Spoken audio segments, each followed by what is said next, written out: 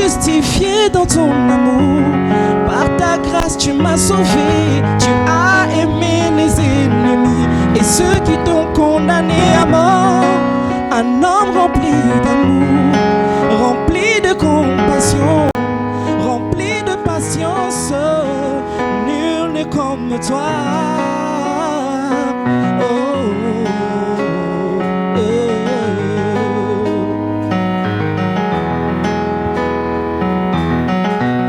Je veux te ressembler, je veux te ressembler, je veux te ressembler. Je veux te ressembler, je veux te ressembler, je veux te ressembler. Oh, telle est ma prière. Je veux parler comme toi, marcher comme toi, aimer comme toi, Seigneur. Je veux être comme toi, je veux marcher comme toi, aimer comme toi. Je veux être comme toi, je veux être comme toi. Je veux te ressembler, je veux te ressembler, je veux te ressembler. Alléluia. Est-ce qu'il y a quelqu'un qui est content d'être dans la présence de Dieu?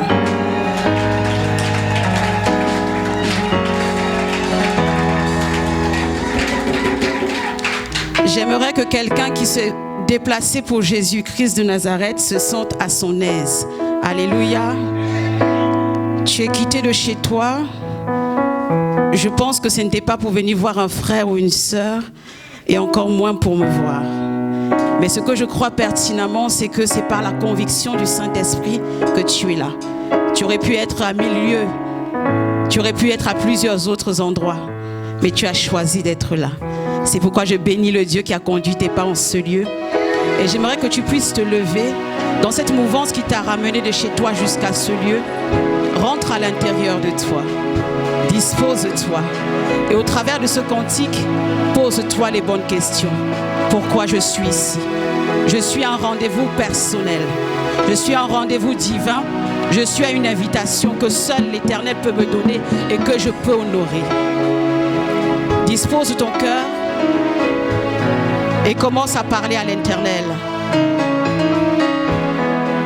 Merci Seigneur Jésus pour la vie d'un homme et d'une femme en ce lieu. Ils ont choisi d'être devant ta face. Dans cette pièce, je voudrais avoir deux chaises, une pour toi, une pour moi. Ton face à face avec Dieu. Pour t'entendre de plus près. Ton face à face avec Dieu. Dans cette pièce, je voudrais avoir deux chaises. Ton face à face avec Dieu. Une pour moi. Pour t'entendre de plus près, je voudrais t'écouter.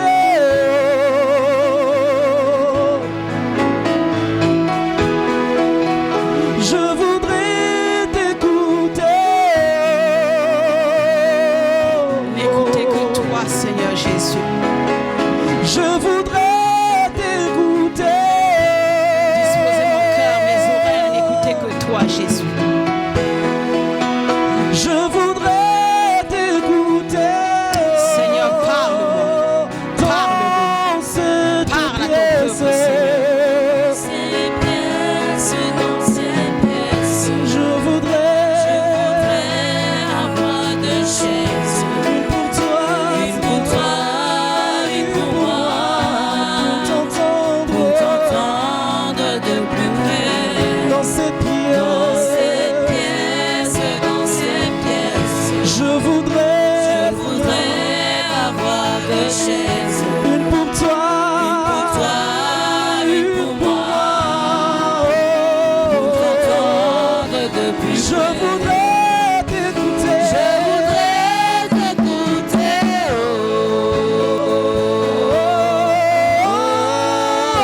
Je voudrais t'écouter. Je voudrais t'écouter.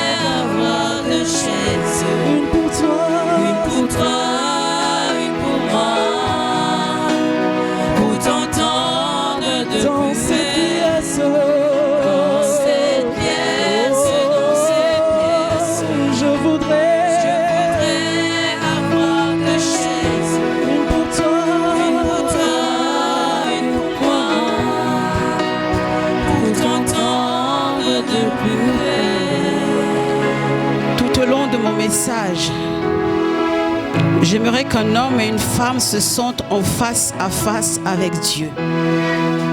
Que tu puisses te poser les bonnes questions et que tu puisses attendre de Dieu la réponse. Parce que la Bible dit que Dieu est notre solution par excellence. Je ne suis pas la solution à ton problème, mais Jésus-Christ de Nazareth, lui qui a vaincu la mort, lui qui est ressuscité, qui est monté au ciel, et que la Bible dit intercède pour toi, c'est celui-là qui a la solution à ton problème. Le face-à-face avec Dieu, le face-à-face avec ton Créateur, le face-à-face avec celui-là qui est la raison pour laquelle tu t'es déplacé ce matin.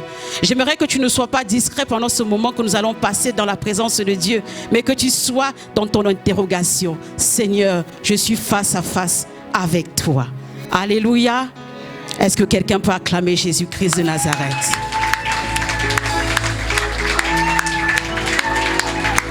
Pendant que tu acclames Jésus, tu t'assois dans la présence du Saint-Esprit. Alléluia. Est-ce que tu peux m'aider à faire quelque chose ce matin? Regarde ton voisin de gauche et salue-le dans le nom de Jésus. Après, tu regardes ton voisin ou ta voisine de droite et tu salues dans le nom de Jésus. Alléluia. La Bible déclare, oh, comme il est bon et doux pour les frères de demeurer ensemble. Cet ensemble commence par des salutations chaleureuses et fraternelles. Alléluia. Est-ce qu'il y a quelqu'un qui est heureux d'être dans la présence du Seigneur? Gloire à Jésus. Je bénis la vie du peuple de Dieu qui est présent ce matin. Gloire à Jésus. Nous sommes dans la journée de la fête des mères.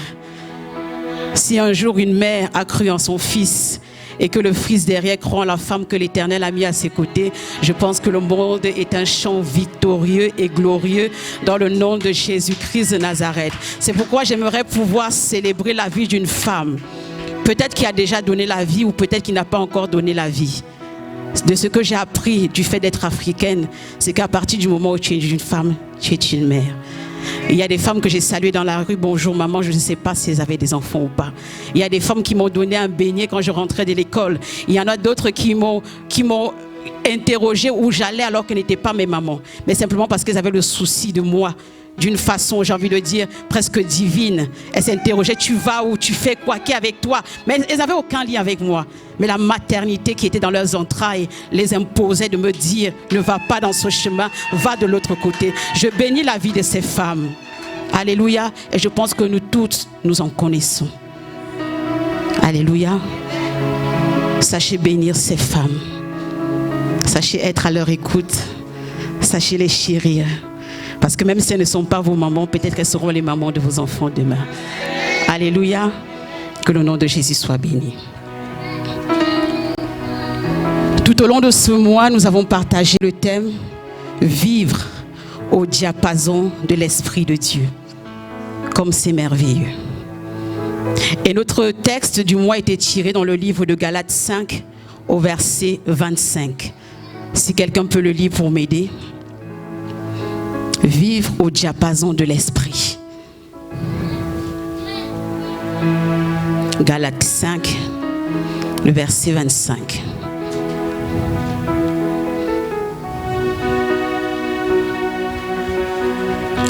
Alléluia.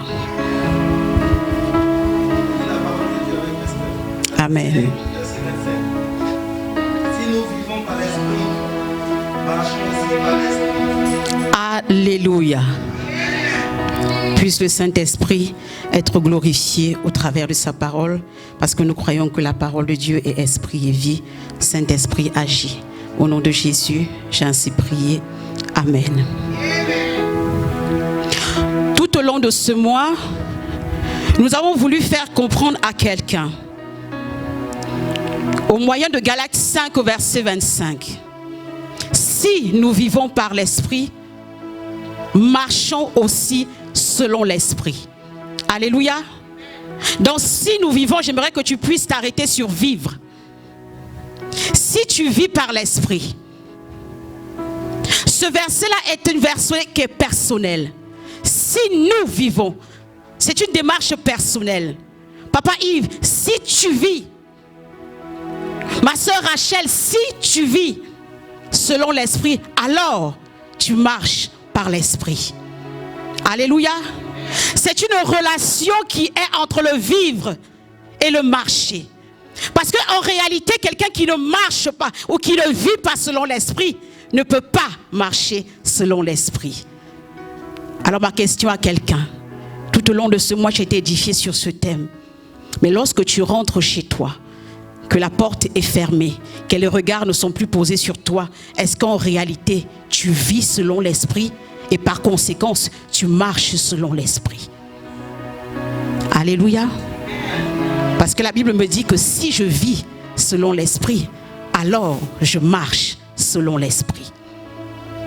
Ce que Paul aussi voulait nous faire comprendre au travers de ce verset, c'est qu'il y avait une opposition entre la vie de l'esprit, mais une autre vie. Et cette autre vie, c'est la vie de la chair. Parce que si quelqu'un ne marche pas selon l'esprit, en réalité, il marche selon la chair. Et si je marche selon la chair, par conséquence, je vis aussi selon la chair. Et la Bible me fait comprendre alors que la vie de la chair, c'est la vie de querelle. La vie de la chair, c'est la vie de la jalousie. La vie de la chair, c'est la vie de disputes. La vie de la chair, c'est la vie de division. Donc si tu vis selon cette vie-là, sache que tu ne marches pas selon l'esprit, mais en réalité, tu marches selon la chair. Parce que ce que Paul voulait nous faire comprendre, c'est que si je marche selon l'esprit, je marche selon l'amour. Je marche selon la bonté. Je marche selon la bénignité. Je marche selon la fidélité. Vous connaissez tous le fruit de l'esprit. Alléluia. Donc Paul voulait nous interpeller. Si nous marchons selon l'esprit, nous devons être capables de faire voir aussi le fruit de l'esprit. C'est d'ailleurs ce qu'il pouvait dire. Frères, je vous exhorte, marchez selon l'esprit, ne marchez pas selon la chair. Alléluia. Le sous-thème que je vais développer ce matin, c'est les dons sont la vie de l'esprit. Nous allons lire 2 versets. Le premier verset se trouve dans le livre de Juges 13, au verset 5. Et le deuxième verset dans le livre de Juges 16, au verset 1. Le sous-thème de ce matin, les dons sont la vie de l'esprit. Juge 13, le verset 5 nous dit: car tu vas devenir enceinte et tu enfanteras un fils. Le rasoir ne passera point sur sa tête, parce que cet enfant sera consacré à Dieu dès le ventre de sa mère. Et ce sera lui qui commencera à délivrer Israël de la main des Philistins. Juge 16, le verset 1. Samson partit pour Gaza. Il y vit une femme prostituée et il entra chez elle. Alléluia. Nous allons parler de l'histoire de Samson en relation avec le thème que je viens d'annoncer. La Bible nous présente Samson comme étant un enfant que Dieu avait déjà mis à part depuis le ventre de sa mère. Alléluia. Il avait été consacré. Dieu avait posé sur sa vie une grande destinée. Dieu avait pour lui des grands projets. Dieu avait dessiné un avenir glorieux pour la vie de Samson. C'est alors que, pour que ce projet commence à s'accomplir, il donnait déjà des instructions à la mère de Samson. Je salue une mère en ce lieu. Alléluia. Femme, tu ne passeras jamais le rasoir sur la tête de ce fils. Femme, tu traiteras ce fils de cette façon. Femme, tu agiras avec ce fils de cette façon. Pour la simple raison que sur sa vie, j'ai des projets. Alléluia. Je pense aussi que toi qui es là en ce lieu, Dieu avait déjà des projets sur ta vie. Bien avant que tu ne sois dans le ventre de ta mère, Dieu avait déjà des desseins pour toi. Alléluia. Telle était la vie de Samson. Samson, bien avant qu'il ne soit lui-même conçu, était déjà doté de dons. Alléluia. La Bible nous fait comprendre qu'il avait une force extraordinaire. Nul ne pouvait s'attaquer à Samson. Vous auriez beau venir par 10 000, par 100 000, Samson était assez fort pour vous terrasser. Le don. Alléluia. Que quelqu'un dise le don. Tu n'es pas prophète parce qu'on a prophétisé sur ta vie. Le don de la prophétie n'est pas là parce qu'on te l'a donné. Depuis que Dieu te connaissait, depuis que Dieu avait inscrit un plan sur ta vie, le don était déjà là. Est-ce que je parle à quelqu'un? Peut-être que tu es là mais tu ne le savais pas. Le don, tu l'as déjà. Alléluia. Ma sœur Junie, le don, tu l'as déjà. Par le fait de dire don, Dieu a donné. Alléluia. C'est cadeau, c'est gratuit. Dieu a donné. Maman Aminata, le don, tu l'as. Maman Belbiche, le don, tu l'as. Tous autant que nous sommes, le don est déjà là. Alléluia. Samson avait le don en lui. Cette force extraordinaire, Samson l'avait déjà. Et ici, la Bible nous parle de Samson en disant de lui qu'il était le libérateur d'Israël. J'imagine sa maman se poser la question. Je connais les peuples qui en veulent à Israël. Je connais leur force numérique, je connais leur force physique, je connais leur force militaire. C'est mon fils à lui seul qui devra. Oui, Dieu est capable de mettre sur quelqu'un la responsabilité de la libération de tout un peuple. Peut-être que tu es la seule personne dans ta famille qui croit. Et tu te demandes comment mes tantes, mes oncles, mon père, ma mère, mes frères et sœurs vont croire. Laisse-moi te dire que dans l'optique du plan de Dieu, tu es le Samson qui va venir apporter quelque chose. Samson à lui seul avec cette responsabilité. Toi aussi, tu peux être le libérateur ou la libératrice de ta famille. Alléluia. C'est pourquoi ce matin, je prie dans le nom de Jésus que ton don soit manifeste au nom puissant de Jésus. Alléluia. Samson avait cette destinée. Il avait ce potentiel de l'Éternel. Mais la Bible nous dit dans le livre de Juge 16, Samson partit pour Gaza et il y vit une femme prostituée et il alla chez elle. Voilà le problème de Samson. Samson avait le don, mais il n'avait pas la vie de l'esprit. Alors que Dieu nous dit, si tu vis selon l'esprit, marche aussi selon l'esprit. Mais Samson avait le don, mais il n'avait pas la vie de l'esprit. Pourquoi j'aimerais parler de ces choses? Ce n'est pas parce que tu manifestes le don que forcément tu as la vie de l'esprit. Alléluia. Mais l'église aujourd'hui s'arrête beaucoup sur les dons.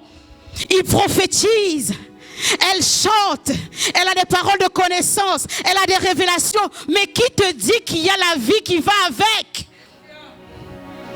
Alléluia. Qui te dit qu'il y a la vie qui va avec? Quand on voyait Samson, on pouvait se dire que Dieu dort avec lui, Dieu mange avec lui, Dieu séjourne avec lui. Mais Samson allait chez les prostituées. Dans chaque ville où Samson allait, il allait chez une autre femme. Jusqu'à ce qu'il rencontre Delilah. Alléluia. On peut avoir les dons, mais pas la vie de l'esprit. Alléluia. On peut avoir les dons, mais pas la vie de l'esprit. C'est pourquoi j'aimerais appeler la sensibilité de quelqu'un. Avant de pouvoir faire un pas avec quelqu'un, avant de pouvoir te diriger vers quelqu'un, prie pour moi, fais ceci pour moi. Demande déjà à l'Éternel, Seigneur, est-ce que cette personne est agréée par toi? C'est pas parce qu'il a donné une prophétie qui s'est avérée être vraie qu'en réalité, il marche selon Dieu. Ce qu'on sait de Dieu aussi, c'est que Dieu ne se répand jamais de ses dons. Parce qu'il a donné. Alléluia. Samson avait cette force extraordinaire. Mais Samson était toujours dans les cuisses d'une femme. Est-ce que je parle à quelqu'un?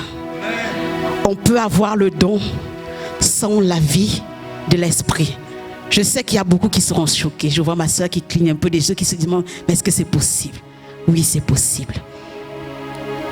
C'est pourquoi j'aimerais interpeller beaucoup de serviteurs de Dieu, des servantes de Dieu. Ne nous attachons pas aux dons.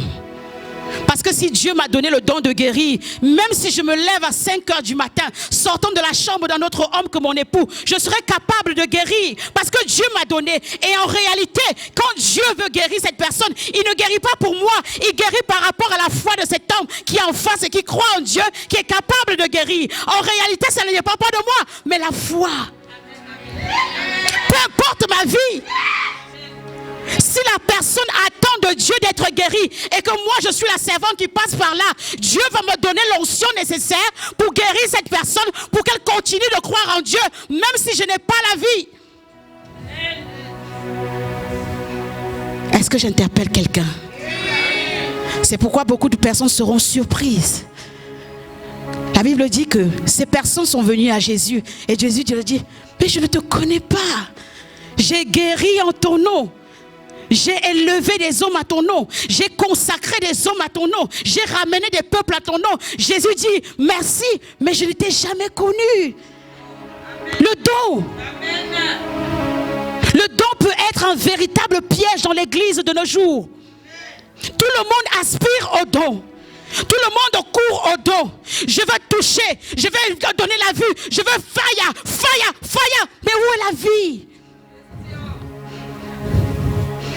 Amen. Alléluia. Où est la vie? Samson n'avait pas la vie de l'esprit, mais le don était là. C'est pourquoi je prie beaucoup. Toi, jeune serviteur, jeune servante qui est là, aspire à la vie de l'esprit. Ce n'est pas facile, je peux vous l'accorder. Mais la Bible nous dit que Dieu n'a pas dit que c'était facile, mais il sera avec nous. C'est facile quand on voit des autres prophétiser. On veut aussi prophétiser. Quand on voit les autres imposer des mains et guérir, on veut aussi le faire. Mais ce n'est pas la première chose à la cause à laquelle tu dois aspirer. Tu dois aspirer déjà à voir la vie de l'esprit. Parce que ce qu'on ne dit pas, c'est que sans la vie de l'esprit, tu ouvres aussi ta vie à recevoir des esprits. On est pressé d'imposer les mains, mais on n'a pas la vie qui va avec. Et les démons que tu vas chasser, tu crois qu'ils vont où? Alléluia. Et la maladie que tu vas enlever chez le frère ou la soeur, tu penses que la maladie va où? Aspirons à la vie de l'esprit. Alléluia. C'est pourquoi il y a beaucoup de personnes qui sont déçues de l'église. Parce qu'ils disent, mais vous faites des miracles, mais quand on vous voit à l'extérieur, vous avez des vies de débauche. Vous parlez en langue, mais quand on vous voit à l'extérieur, vous avez des vies de débauche. Vous êtes nombreux dans vos assemblées, mais quand on vous voit, il y a peut-être la moitié qui a une vie de débauche. Oui, on a le don de parler en langue, mais on n'a pas la vie. Et je vais faire une petite parenthèse pour une femme.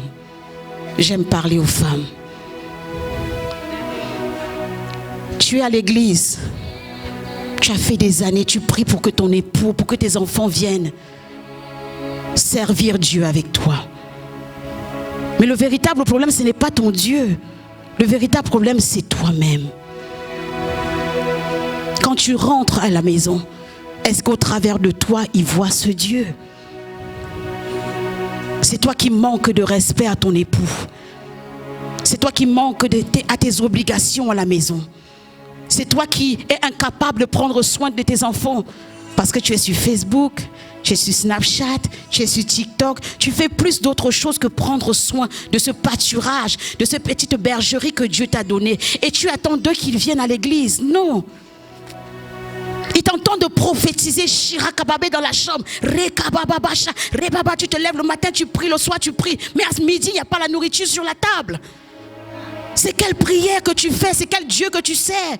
Avec ça, tu veux que ton époux soit convaincu de ton Dieu. Tes enfants dorment, tu viens mettre l'huile d'onction pendant la nuit. Mais le matin, quand ils viennent te dire, maman, j'aimerais que tu puisses prendre le temps de regarder les devoirs avec moi. Tu ne le fais pas parce que tu es occupé à bavarder avec d'autres femmes. Et tu veux que tes enfants soient convaincus de ton Dieu. Tu as le don de parler en langue. Peut-être tu es même intercesseuse de l'église. Mais dans ta vie, on ne voit pas la vie de l'esprit. Quel est l'amour que tu manifestes dans ta maison? Quelle est la fidélité que tu manifestes dans ta maison? Quelle est la patience que tu manifestes dans ta maison? Parce qu'effectivement, des fois on manque de patience. Ça fait 2 ans que je prie, il n'est pas venu à l'église. Moi j'abandonne. Ça fait 3 ans que je m'en vais dans son école. Il n'a toujours pas de bons résultats. Moi j'abandonne. Je bénis la vie de ma soeur, ma fille, Chanel. Alléluia. Aidons ces enfants à devenir meilleurs que nous. Là où nous avons échoué, qu'eux puissent réussir. Là où nous ne sommes pas arrivés, qu'eux puissent avoir une voix qui parle pour nous. La vie de l'esprit, elle doit pouvoir manifester à tous les domaines. Et c'est ainsi qu'ils sauront que notre Dieu est le véritable Dieu. Samson ne pouvait pas se dire que celui-là est un serviteur de Dieu, loin depuis le ventre de sa mère. Parce qu'en réalité, il avait le don, mais la vie était autre chose. Et l'église de Dieu souffre de ceci. J'aime beaucoup ce pasteur. Après demain tu entends scandale. J'aime beaucoup cette assemblée. Après tu entends division. J'aime beaucoup cette femme de Dieu. Après tu entends quelque chose. Il nous manque la vie de l'esprit. Parce que les dons nous les avons en réalité. Est-ce qu'il y a quelqu'un qui veut chercher la vie de l'esprit? Gloire à Jésus pour sa parole. La Bible continue en disant que après cette femme de Gaza où Samson était allé, il aima une femme dans la ville de Sorek. Elle se nommait Delilah. Et nous savons tous quelle a été la chute de Samson face à Delilah. Samson avait cette chose admirable que l'Éternel avait mis dans sa vie. Mais face à sa mauvaise vie, face à sa débauche, il avait trouvé le point faible. L'ennemi avait trouvé le point faible. Comment pouvoir toucher et abattre Samson. Et qui disait abattre Samson disait aussi que la destinée d'Israël était en défaite. Dieu a des grands projets pour toi. Et j'aimerais dire à quelqu'un, toi qui es tout le temps pourchassé par l'ennemi, toi qui es tout le temps attaqué par l'ennemi, toi que l'ennemi ne laisse pas dormir, dis-toi qu'en réalité, c'est parce que tu es une solution de Dieu sur terre. On ne peut pas lancer des pierres sur un manguier où il n'y a pas de mangue. Mais aussitôt que la saison des mangues arrive, vous allez voir tout le monde lancer en espérant recueillir un fruit. Samson par plusieurs fois a vu Delilah venir. Dis-moi quel est ton secret. Le diable échoue une fois, mais il ne laisse pas. Il revient une deuxième fois. Dis-moi quel est ton secret. Le diable échoue, mais il ne laisse pas. Et il revient. Dis-moi quel est ton secret. Le diable échoue. Et il reviendra autant de fois que cela est possible. Parce qu'il voit en toi la destinée de Dieu pour quelqu'un. À chaque fois que tu es terrassé, dis à l'ennemi, c'est parce que tu sais que je suis porteuse de fruits pour l'Éternel. Je veux rassurer quelqu'un dans ces combats qu'il traverse. Je veux rassurer une femme dans cette difficulté qu'elle vit. Je veux rassurer une famille par les moments mauvais et sombres que vous traversez. L'Éternel a un plan pour vous. Mais cela ne sera possible que si vous alliez le don que vous avez à la vie de l'esprit. Israël comptait sur Samson. Israël avait tout son espoir en Samson. Mais Samson échoua au moment où sa vie de débauche a rattrapé le plan de Dieu. Delilah a essayé. Elle est finalement parvenue à faire chuter Samson. La Bible nous dit alors que Samson finalement était tombé aveugle. Parce qu'en réalité, spirituellement, Samson depuis le départ était aveugle. Il n'avait pas les yeux spirituels. Il n'avait pas la vie spirituelle. Est-ce que tu es un aveugle de l'Éternel? Qui marche au gré du vent, qui marche au gré de ses pulsions, qui marche au gré de ses envies. Je refuse d'être une Samson dans ce sens-là. Alléluia. Samson a échoué. Pourtant, il avait déjà toutes les capacités disposées. Toi aussi, tu as toutes les capacités disposées. Mais c'est pourquoi j'aimerais venir t'interpeller. Ne t'arrête pas aux capacités. Ne t'arrête pas aux dons. Cherche la vie de l'esprit. Et j'aimerais dire à quelqu'un que c'est facile de savoir si tu as la vie de l'esprit. C'est facile. La Bible nous dit dans le livre de Galates que voici le fruit de l'esprit. Si tu manifestes ce fruit, sois-en rassuré, l'esprit, tu l'as, et la vie, tu l'as. Mais dans des situations, tu es incapable de manifester l'amour. Tu t'emportes, tu t'énerves, tu veux tout casser. Ce n'est pas l'esprit de Dieu. Tu manques de bonté, tu manques de patience, tu manques de fidélité. Voyageur international d'église en église. Alléluia. Tu as le passeport qu'il faut, c'est bleu, vert, orange, on ne sait pas. Mais tu vas d'église en église, manque de fidélité. Est-ce que Dieu va changer parce que tu as changé d'assemblée? Ou alors est-ce que c'est toi qui dois peut-être changer? Vous les reconnaîtrez à leurs fruits. Regarde comment tu réagis dans les situations. Ta femme dit un mot de travers, tu t'es déjà énervé. Ça peut arriver qu'on dise un mot de travers. Qui n'a pas déjà dit un mot de travers? Est-ce que c'est pour autant qu'elle pensait te manquer de respect? Mais tu t'es déjà énervé.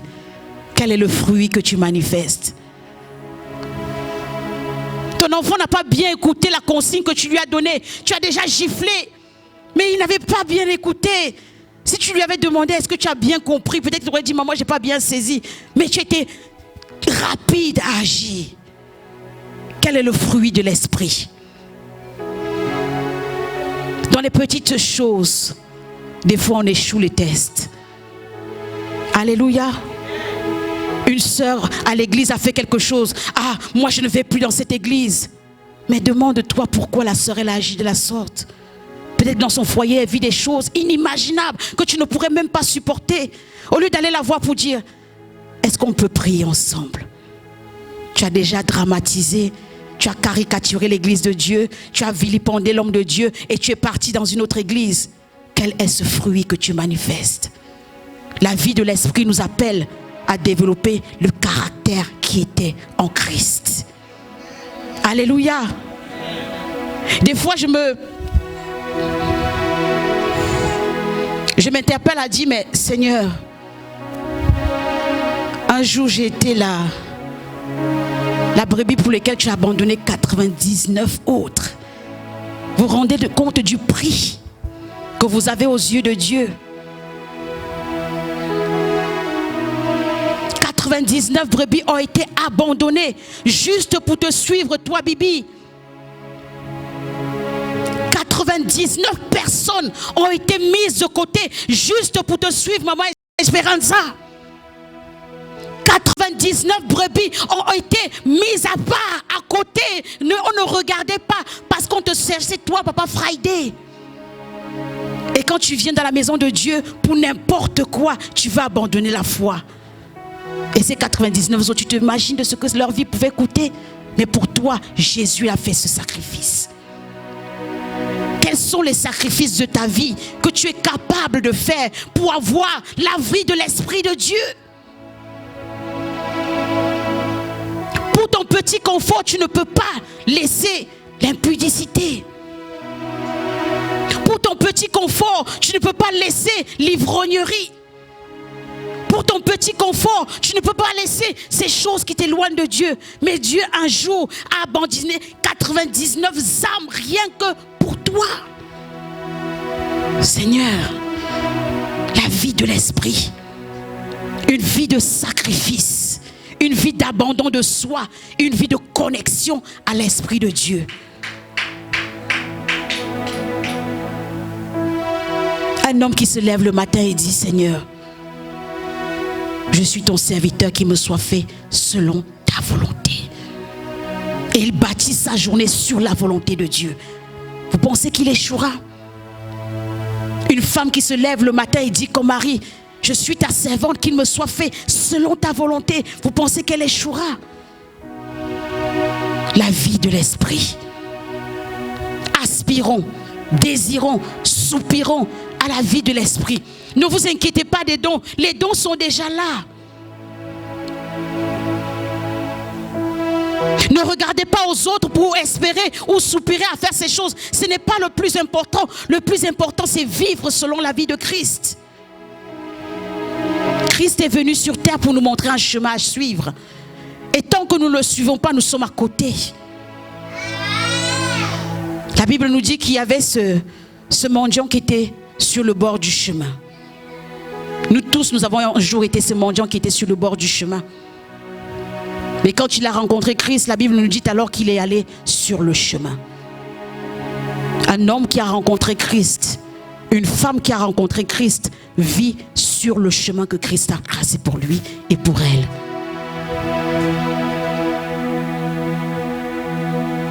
La vie de l'esprit.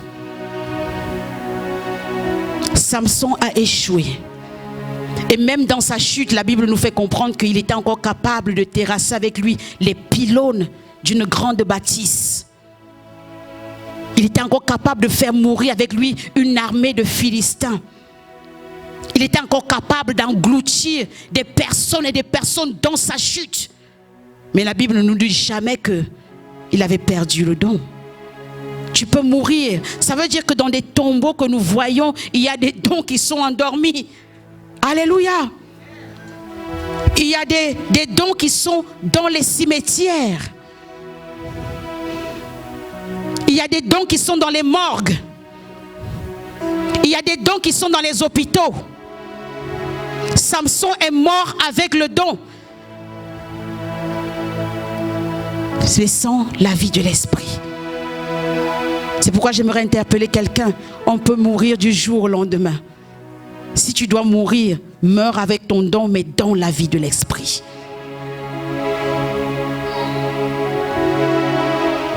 Désir, soupir après la vie de l'esprit. La Bible nous dit que Juge 16 au verset 5. Flatte-le pour savoir d'où lui vient sa grande force et comment nous pourrions nous rendre maîtres de lui. L'ennemi aura des ruses pour pouvoir attenter à ta vie. L'ennemi aura des façons de faire, aussi déguisées que possible, pour pouvoir te rendre impuissant. La Bible nous dit qu'il rôde, il tourne, cherchant qui dévorer. Mais je me rassurer un homme et une femme, tant que tu as la vie de l'esprit, tu échapperas au piège de l'ennemi.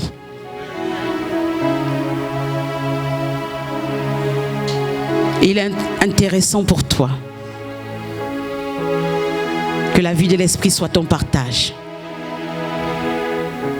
Et cela sera profitable, non seulement pour ta vie spirituelle, mais aussi pour ta vie physique. Ton foyer en bénéficiera, tes finances même en bénéficieront, tes entreprises en bénéficieront, parce que là où Dieu intervient, la Bible dit qu'il est le nom qui est au-dessus de tout, il n'y aura pas d'échec possible. Mais aspire à la vie de l'esprit. Nous allons élever le nom de Jésus.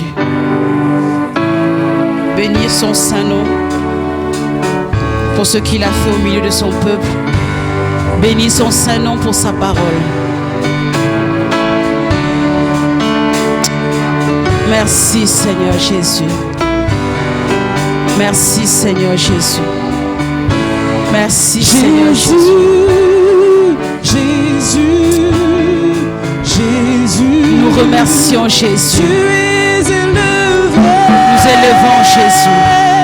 Au-dessus de tout. Jésus, tu es élevé. Merci Seigneur. Jésus, Jésus, Jésus, tu es élevé. Jésus, tu es élevé. Au-dessus de tout. Oh Jésus.